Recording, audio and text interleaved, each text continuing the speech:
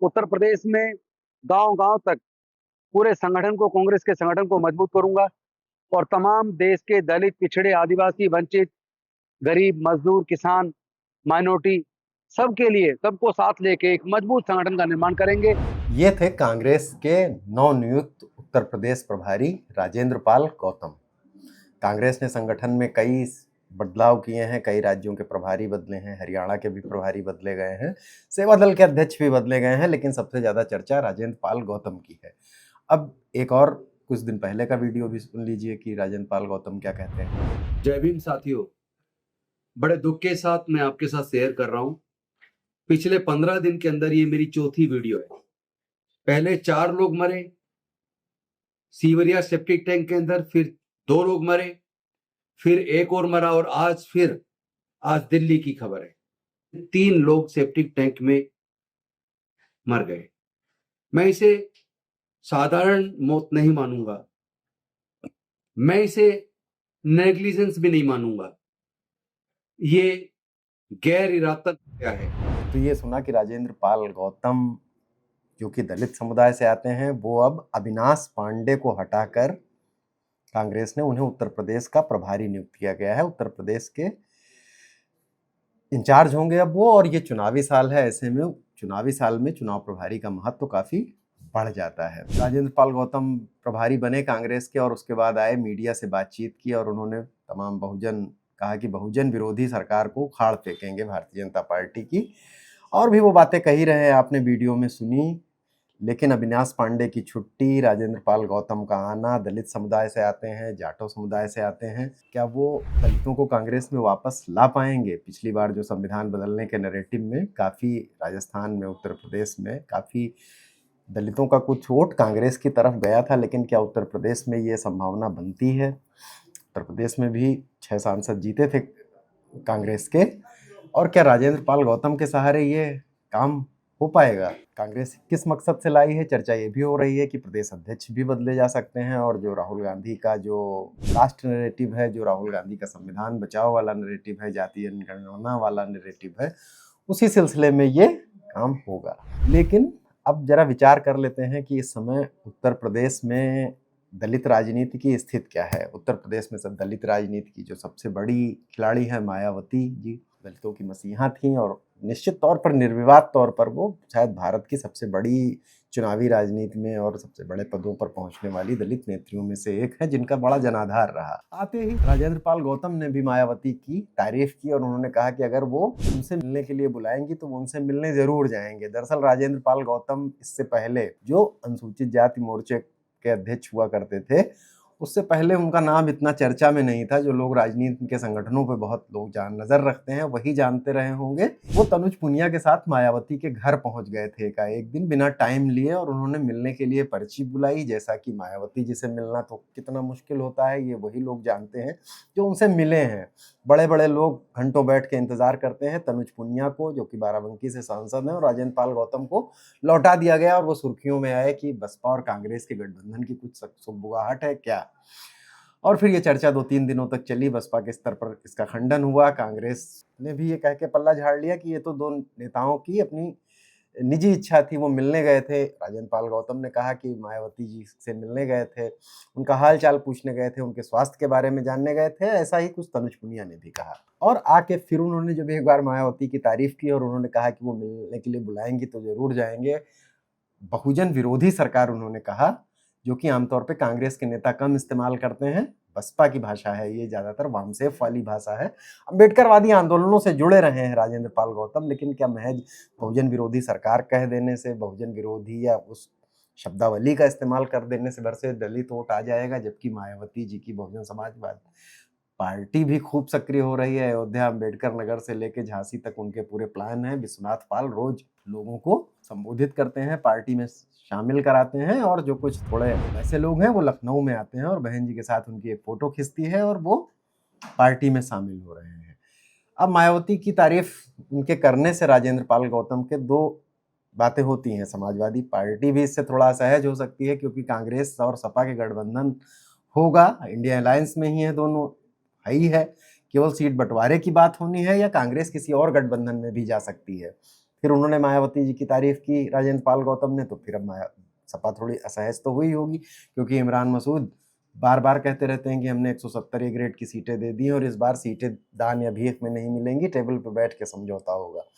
तो राजेंद्र पाल गौतम भी क्या मतलब उसी मुहिम को आगे बढ़ाएंगे अपनी दलित बहुजन वाली शब्दावली में, लेकिन कांग्रेस के पास वोट वापस आएगा कैसे? दरअसल दलित राजनीति की उत्तर प्रदेश में स्थिति यह है कि मायावती जी उसकी सबसे बड़ी स्टेक होल्डर एक समय हुआ ही करती थी, दलितों की मसीहा थी। शेखर आज़ाद भी सक्रिय ही हैं और कम से कम वेस्ट यूपी की एक पॉकेट में जो जाटो सघन आबादी वाले जिले हैं, वहाँ खुद नगीना से सांसद हैं, लगातार अभी पदयात्रा भी की थी, बिजनौर में एक मजार टूटी, वहाँ पर भी वो भिड़े हुए थे और जाटो प्लस मुसलमान समीकरण बनाने पर बहुत गहरे से काम कर रहे हैं। बाकी उसको थोड़ा सा विस्तृत भी किया जा सकता है राजनीतिक व्याख्या के तौर पर, लेकिन जो चुनावी समीकरण बन सकता है उस जिस पर नजर है, इसी ओर इशारा इमरान मसूद भी करते हैं। तो क्या राजेंद्र पाल गौतम इस कोरस को ज्वाइन करेंगे कि सपा के बजाय इस तरह के दलित समुदाय वाले वोटों को लेकर आए? लेकिन सवाल ये उठता है कि राजेंद्र पाल गौतम क्या उत्तर प्रदेश के दलितों के लिए वैसा चेहरा है जो कि कांग्रेस में उसकी वापसी कर पाए, उनकी थोड़ी सहानुभूति के बावजूद?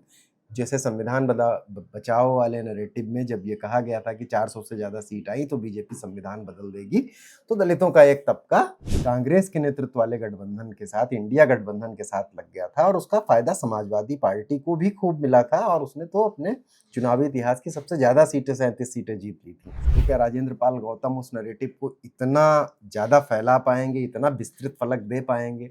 राजेंद्र पाल गौतम की जो राजनीतिक पहचान है वो यही है कि वो आम आदमी पार्टी से जुड़े थे, उसके आंदोलन के समय केजरीवाल की सरकार में मौत मंत्री रहे और पुराने अंबेडकरवादी हैं, ऐसी बातें करते रहते हैं वो। ये जो अंबेडकरवाद की धारा है, अब राजनीति में वो आम आदमी पार्टी में आए, वहाँ मंत्री बने, उसके अलावा उनकी अंबेडकरवादी नेता के तौर पर पहचान है। लेकिन उत्तर प्रदेश की चुनावी सियासत में जहां पर मायावती जैसी शख्सियत हो, जिसमें कि दलितों को सत्ता में पहुंचा के मुख्यमंत्री रही हो उत्तर प्रदेश की 4-4 बार, वहां पर राजेंद्र पाल गौतम कितना असर पैदा कर पाएंगे? फिर उसी पॉइंट पर आते हैं कि दलित राजनीति वही चंद्रशेखर जाटो युवाओं में लोकप्रिय हैं। बसपा का वोट भी घटते घटते एक सीमा तक 9% पर आ चुका है और कहा जा रहा है कि अब उसे पुराने जाटो वोटर ही वोट कर रहे हैं। चंद्रशेखर युवाओं में जाटों में भी लोकप्रिय हैं अच्छे खासे। समाजवादी पार्टी के साथ भी जो गैर जाटो दलित हैं, जैसे पासी बिरादरी, इसका झुकाव लोकसभा चुनाव में देखा गया था और भारतीय जनता पार्टी की लोक लुभावन स्कीम्स और उसके पास भी नेताओं की एक बड़ी फौज है, दलित नेताओं की, जिसके सहारे वो दलित वोटों को अपने पाले में लाती है। और सबसे बड़ा सहारा वही उनकी लोक लुभावन स्कीमों के सहारे बहुत सारे दलित वोटर भाजपा के पास वोट करते हैं, उसके लाभ उनको मिल रहे हैं। तो ऐसे में दलित राजनीति के अगर मौजूदा ग्राउंड पर जो राजनीतिक विश्लेषक या राजनीति पर नजर रखने वाले लोग मानते हैं कि बसपा के पास तो अब पुराने अम्बेडकराइट लोग हैं जो कांसीराम को जानते हैं, कांसीराम के आंदोलन से जुड़े रहे हैं, वामसिफ को जानते हैं, मायावती को उन्होंने एक नेत्री के तौर पर उभरते हुए देखा है। बाकी कुछ युवाओं में एक पॉकेट में, पूरे प्रदेश में तो नहीं, चंद्रशेखर के लिए भी सहानुभूति है दलितों में, और अगर वो दलित हितों के लिए लड़ते दिखे तो फिर वो चंद्रशेखर को भी वोट कर सकते हैं। समाजवादी पार्टी गैर जाटो दलितों पर ज़्यादा फोकस कर रही है और ये संविधान बचाने, दलितों पर अत्याचार जैसे मुद्दे अगर उठे तो कुछ गैर जाटो जातियाँ समाजवादी पार्टी के साथ जैसे लोकसभा चुनाव में जुड़ी थी। उसका एक कारण संविधान बचाव वाला नैरेटिव भी था और दूसरा कारण उनके नेताओं, बसपा से गए बहुत सारे कैडर के लोगों का जो समाजवादी पार्टी में चले गए, उनका जुड़ाव, जिनको पहले से जानते थे वामसेफ के समय से, उन्होंने भी प्रभाव डाला।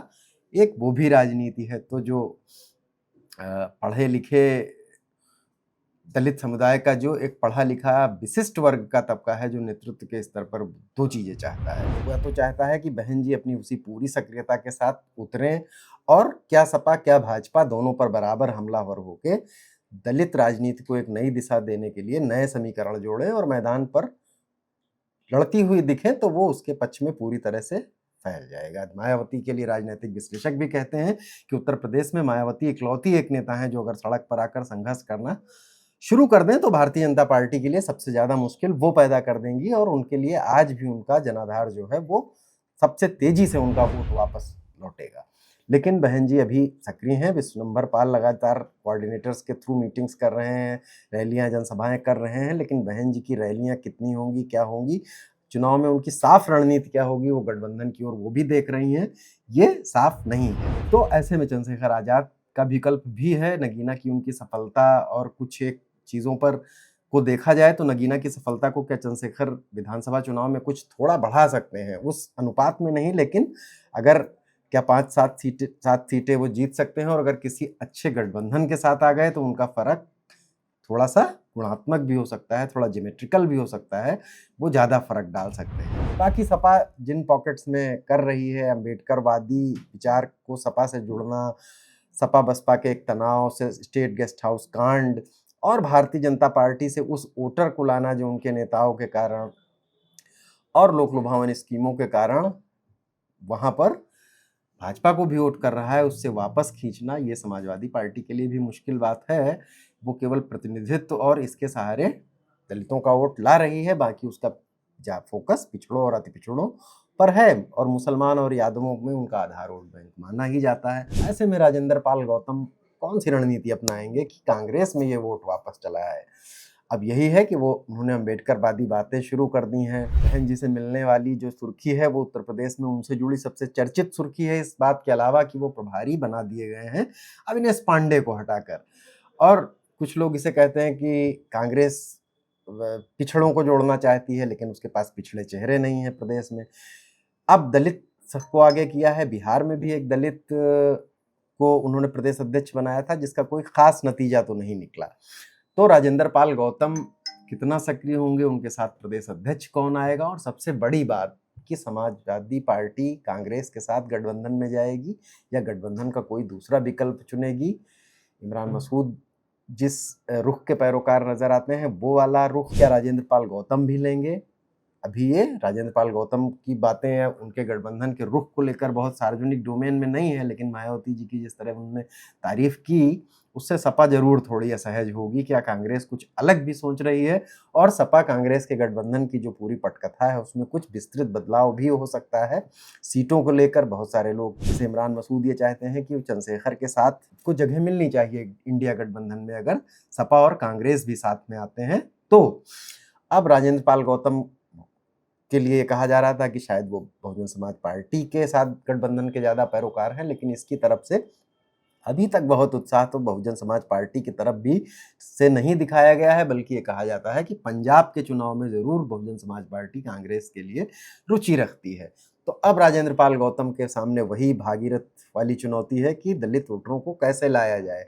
एक समय ब्राह्मण, दलित, मुसलमान जो कांग्रेस का ऐसा समीकरण था जिसने इतनी बार कांग्रेस को जिताया, इतने प्रधानमंत्री दिए, इतनी बार सरकारें बनी, उसकी बात होगी, या जाति जनगणना का जो मुद्दा पिछड़े ओबीसी समुदाय में ज़्यादा लोकप्रिय है, मजबूती रखता है, उसकी बात होगी। गठबंधन कैसे होगा, गठबंधन की रूपरेखा क्या होगी, और संगठन कैसे खड़ा होगा। संगठन खड़ा करने की बात कही है। कांग्रेस का भी एक खेमा ये मानता है कि राजेंद्र पाल गौतम तो एनजीओ टाइप वाले नेता हैं, शायद उनकी आम आदमी पार्टी से जुड़ाव, पिछले जुड़ाव के कारण ये बात कही जाती हो। तो जाहिर सी बात है बहुत कुछ लोग यहाँ भी नहीं हैं, प्रभारी हटाए गए हैं, प्रदेश अध्यक्ष कौन बनता है, ये सारी उनके सामने संगठनात्मक और कार्यकर्ताओं को साथ लेकर चलने वाली चुनौतियाँ तो वही हैं।